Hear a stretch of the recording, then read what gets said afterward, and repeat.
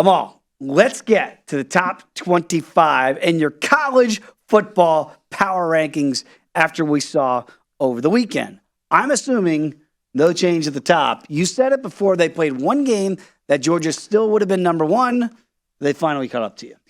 Yeah, absolutely. And, to me, I didn't necessarily do it in a power ranking standpoint. I know Kelley will have them up in a minute. I just put them based on performance so far. Okay. I think Georgia should be the number one team. We see them receiving 59 of the 63 votes in the AP poll. Bama with 3 first-place votes, and then, of course, Ohio State with 1 itself. But I don't have much issue with the first 2. I've got actually Oklahoma at 3, Ohio State at 4, Michigan at 5. I think Oklahoma has looked really impressive. I know Nebraska's not a good football team, but still, you have a road win anytime in a Power 5. And down 7-0. Yeah, I mean, you win on the road. I'm always impressed with that. Ohio State did dismantle. I shouldn't say dismantle, but they really beat the brakes off of Toledo. But the game against Notre Dame looking less and less impressive based on the Irish season. Michigan has played well, but again, they haven't played anybody yet. USC continues to look good on offense. I thought Penn State probably had one of the best wins of the season so far, and Auburn may not wind up with a good year. They may wind up at 4-8, 5-7, but I still think when you go on the road and you dominate a football team in the SEC, that's always very impressive. So for me, that was a big point in this one. And then, of course, you've got Oklahoma. In your top 10? Penn State. Okay. And as well there. I think that's a team you have to strongly consider. A good win against Purdue, right, in the opening week. And then this one, and you nailed it, by the way, Amal, because you said Penn State, who you have 7th now in your power rankings. You called that against Auburn. You liked it. You said it was 2.5. It went up to 3. You would have laid it on the road. And that cashed easily for you. So I'm looking at your top 10. And again, Kentucky sneaks in there at 9 and Tennessee at 10. How strong is the SEC if in your power rankings you have 1 and 2 at the top? Yeah. You've got 9 and 10. Yeah, Clemson at 8, Kentucky and Tennessee at 9 and 10. I mean, that's really impressive when you have 4 SEC schools in there. Yeah, and I can make a case that Arkansas is number 11. It really came down to Tennessee or Arkansas for me, but I thought Arkansas struggled against Bobby Petrino's Missouri State Bears. They were fortunate enough to be able to come back in the second half and win that football game. Big run by Sanders. But overall, I look at Tennessee. The offense is dynamic. Kentucky, look, they're not going to blow you away. They're not going to overly impress you, but they just find a way to get it done. Penn State's getting better and better. Look, you're seeing. Think about this. Oklahoma's going to be in the SEC. USC's going to be in the Big Ten. Mm-hmm. You've got theoretically 9 out of the 10 teams that are going to be from the SEC and the Big Ten. So you're not buying into this again as we kind of look at you with 4 teams in the SEC in your top 10, because a lot of fans are going to cry, SEC bias, SEC bias. It's not biased if they're just that good. And the way it's played out the last couple of years with the Bamas and the Georgias, obviously the cream of the crop, you can't discount what Kentucky and Tennessee are doing so far, and Arkansas, in a rough and tumble SEC. Yeah, I would agree with you. I think the frustration, though, comes in for people when the other teams in the SEC get credit for the fact that Bama and Georgia are great. Right, like whenever you go to any stadiums and you hear the SEC chant, it's never from Georgia or Bama. It's always from every other team, like Tennessee, who hasn't been relevant in a couple of decades. Now they finally are showing some relevancy, and it's a big matchup against Florida here, so it'll be interesting to see how this thing plays out. Line's gone up from like about 8.5 to 10 already in favor of the Big Orange. You got 4 from the SEC in your power rankings. You have 3 from the Big Ten: Ohio State 4, Michigan 5, Penn State 7.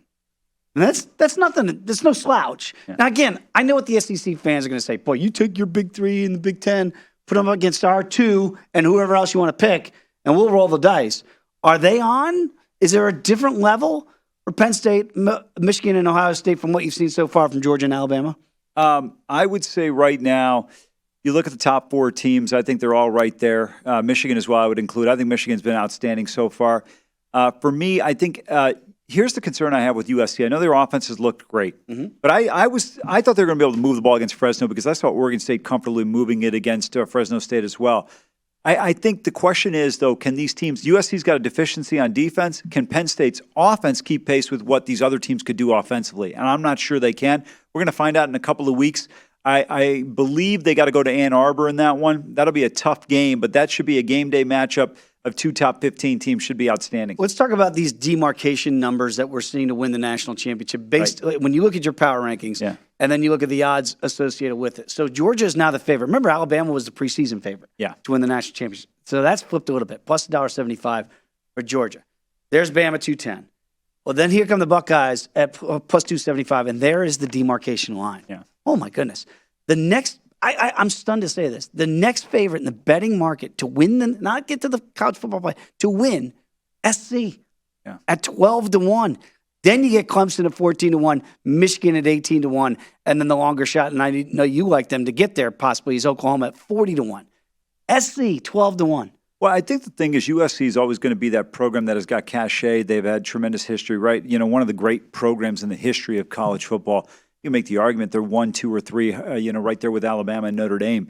So from that standpoint, I think USC is always going to drive some people. They're in Los Angeles, big market. We see the popularity here in Vegas. So many people that live in Las Vegas are Laker fan, Dodger fans because they didn't have professional teams before the last few years. So it's just an affinity. Same thing with USC. And I think you're seeing it. They're scoring points. Caleb Williams, Jordan Addison, Travis Dye and company. The offense looks good. But again, this was a great line. I wish this were my line. Alex Grinch is the Grinch who stole the defense. I mean, this team just doesn't play defense. They can't stop anybody. And I think that's going to be a problem when you face off against more competent and more competitive teams. Right now, if USC were to play the teams ahead of them in terms of Oklahoma, Clemson, Michigan, Ohio State, Alabama, and Georgia, the only team that I think they could beat is Clemson because Clemson's offense isn't that good. And as soon as they make this change from DJ to Cade Klubnik, I think Clemson's beating them. Right. Clemson's offense right now is not even close to level par than what USC has. Yeah. If they do, in fact, make that quarterback change, it feels like they'll get a step up. Very quickly, I want to talk about Boomer Sooner because you mentioned it to win against Nebraska. They were down 7-0. They come back and just thwart the Cornhuskers from there. They were chanting for Urban Meyer. They want Herb in Huskerland. That's how bad it's gotten. I don't know what they're going to do there. They're a mess.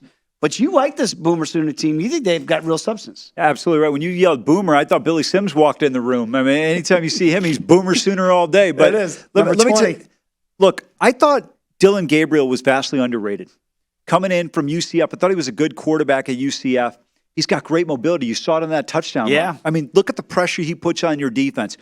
I know a lot of people are not necessarily fans of Eric Gray. I'm a bigger fan of Gray than maybe some other people are, but I'm telling you, this kid can run the ball. Marcus Major's a good secondary back for them. And then you look at the receiving corps. Marvin Mims is a dude, okay? That dude is big time. Next year, he's going to be a junior. He's going to be one of the favorites for the Biletnikoff. He's a tremendous player. And then all Venables has done his whole career is have dominant defenses.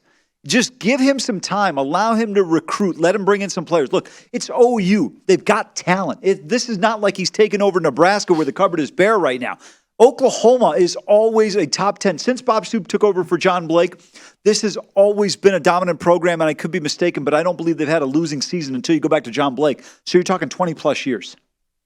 Is there value in that number at 40-1 to win the whole thing? I think there is because I think they can get into the college football playoff. I think all three teams at the top are good in terms of Georgia, Alabama, and Ohio State, but I don't think, and throw in Michigan there as well, I don't think any of these teams are without flaws. And I think Oklahoma's a little bit different than they've been in the past. When we saw Kyler Murray go against Alabama, they didn't have the defensive prowess. That's the same problem. I keep saying this about Lincoln. He's a great offensive mind. There's no question about it. But you got to go get a Jim Knowles type of guy that Ohio State's gotten. You got to get a guy that Dabo had at at Clemson in Brent Venables. If you don't get that, Dave, I don't think you're going to be able to win. And that's where the problem lies right now for me with this USC team. Well, again, I'm with you. And again, if Boomer Sooner has and they do have a clear pathway to the college football playoff, if you back them at 40-1 now, then you have great hedge spots if you get to the national semifinal and see how those numbers bear out there. Very good information, Amal, and great stuff with your power rankings here for college football. Visit VSiN.com to get current odds, listen for free, find showtimes, and download VSiN sports betting podcasts.